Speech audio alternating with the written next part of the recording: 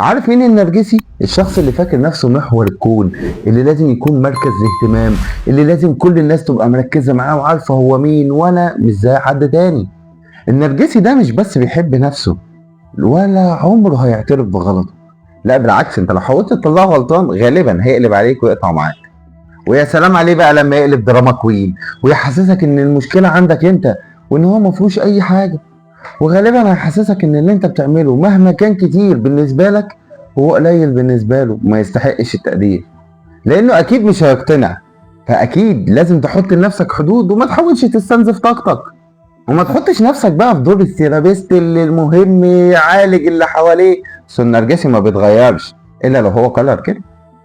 فباختصار حافظ على نفسك وحط حدود واعرف انت هتبعد امتى.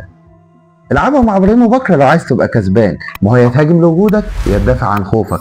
قول لي عايزنا نلعب ايه في اللي جاي، واعرف انك بكده اذا ما كنتش